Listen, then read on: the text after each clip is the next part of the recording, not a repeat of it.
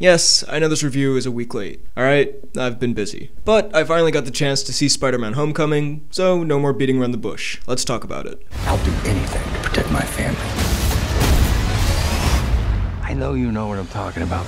And as usual, I'm going no spoilers to start off with, and then I'll talk spoilers with full warning, even though most of you have probably seen this by now. And look, although I haven't watched any reviews in full, I've had a whole week to hear about how everyone is loving this film. But I was still honestly kind of skeptical going into this. What with the trailers giving so much away, I wasn't really as excited for this as I was for other average MCU movies. Which, who knows, maybe that made me enjoy this even more, because I loved Spider-Man Homecoming. And honestly, I'm really surprised by that. But this movie was a total blast. Let's start off with what I liked. First up, the cast. Fantastic all around. Tom Holland is officially my favorite Spider-Man and Peter Parker, by far. I really did enjoy the last two, but this is definitely the best for me. He's funny, he's charming, but he also pulls off that regular teenage boy who gets these amazing powers vibe perfectly. Unlike with, say, an Andrew Garfield, who, for the record, I did really like as Peter Parker, but I didn't really feel like he was a real teenager. Holland also does a great job of portraying first year of proper Spider-Manning Peter Parker. Like, he takes a little time to figure out when to quip, he messes up a lot. This is a great opening chapter to this Spider-Man after his introduction in Civil War. Michael Keaton is really great as the Vulture, and this is one of the best MCU villains I think we may have ever seen. He's not just another generic bad guy who hates everyone and wants to destroy the world because reasons. He actually has a backstory and an origin that you understand and can somewhat empathize with, and he's actually kind of terrifying when he's in Vulture action. Then there's Robert Downey Jr. as Tony Stark,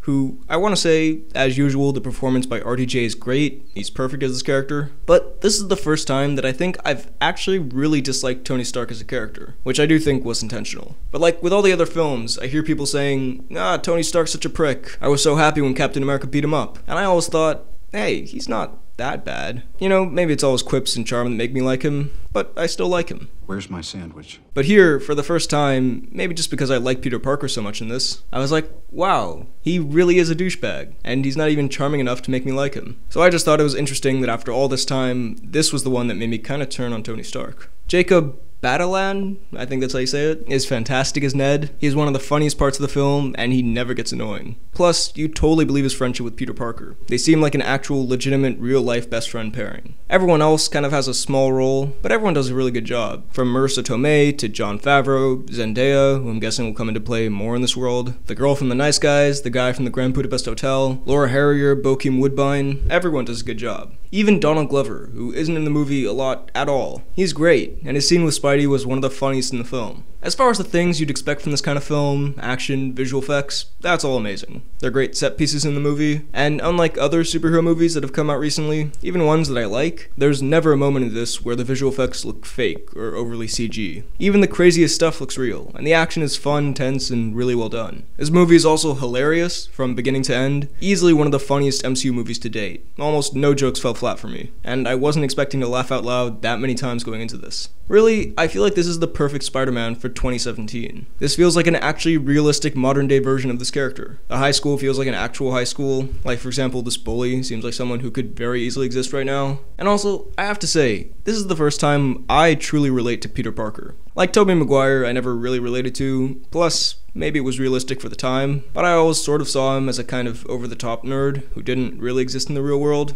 I could be wrong though. And Andrew Garfield, A, he looks like a 25-year-old supermodel, and B, just the way he acted, I didn't really feel like I could see myself in him. This, however, this I totally relate to. When Peter goes to a big party for the first time, or is talking to girls, or gets upset about messing up a big opportunity, or anything like that, I was like, I have been there, 100%. So that just added an extra layer to my enjoyment of the film, and how much I cared about Peter succeeding. This also does a great job of mixing the epic MCU action, a city's gonna get destroyed kind of stuff, and the more down-to-earth Breakfast Club, John Hughes kind of stuff, about personal problems a teenage boy faces day to day, and how that kid would react to having these powers. Also, just want to say, there's no origin story here, not even in a flashback, just a quick mention that's more of a setup for a joke than anything else. Great. It didn't get bogged down by any of that. I also felt like this did a great job of doing something new with Spider-Man for the most part. Both in terms of story, like it's different from this kind of similar story we've seen 5 times over now, but also in terms of action and wall crawling and swinging and that sort of stuff. Like that whole scene on the Washington Monument. That stuff we've never seen before with Spidey, and I loved it. A few other things I liked here, the way this ties into the MCU is great, and it does it in some clever ways, especially involving the villain. There is a certain time jump though that's gonna give me a real headache when I have to make my MCU chronology chronological order video in a few months. Also, while this film is super fun throughout the entire thing, there are a few scenes, really only 2, but still, where I actually felt real emotions, and I thought it was pretty powerful. Which again, I wasn't expecting from this kind of super fun Spider-Man film. And it's also something I haven't actually felt in a Spider-Man movie since 2.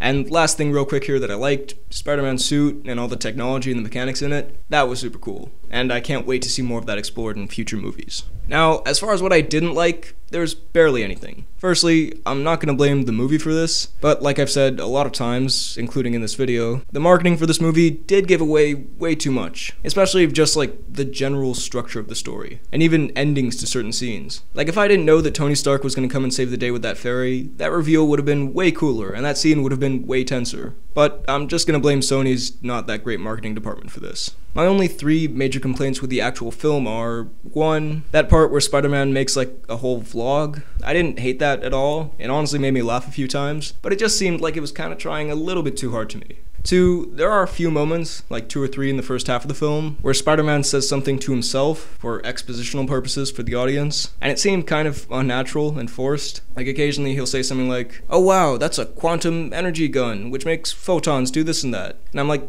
no one would say that to themselves, even this version of Peter Parker. And 3 is something that's spoilery, so I won't get into that now, but it involves the villain. More on that later. But overall, Spider-Man Homecoming might be the most fun I've had with an MCU film since Guardians of the Galaxy. I know, Civil War, Doctor Strange, they're all great, but this was such a surprisingly fun time at the cinema, and the perfect portrayal of Spider-Man on the big screen. I'd say this is probably my favorite Spider-Man film to date. I'm gonna give Homecoming a 9.7 out of 10. So, now let's talk some spoilers. If you somehow haven't seen this film yet, click off from this video now and come back when you have. Alright, you've been warned. First of all, the end credit scenes. One shows the Vulture, I guess kind of redeeming himself, and also setting up that guy from Better Call Saul as the next villain, the Scorpion, I believe. Pretty cool, nothing insane though, kind of your standard next movie setup. And then there was the Captain America one, which I imagine would have been hilarious if it hadn't been spoiled for me dozens of times before I went in. Still, even with that, it was pretty funny. And also I thought the few Captain America cameos throughout were some of the funniest parts of the film. The Stanley cameo was fun, nothing really special. That ending with Aunt May was hilarious.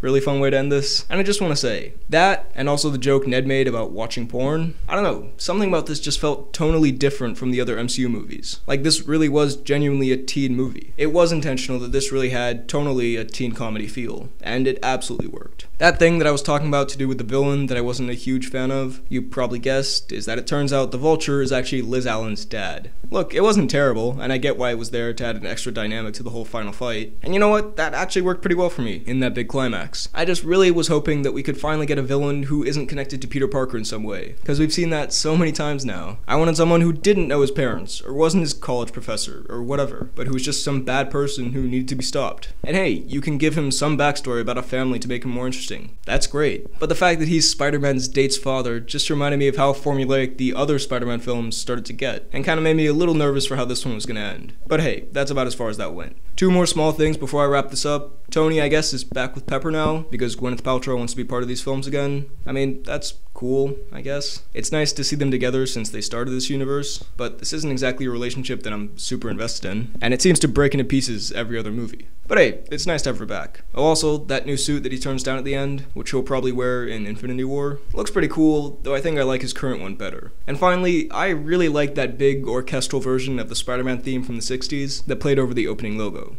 That was a great touch.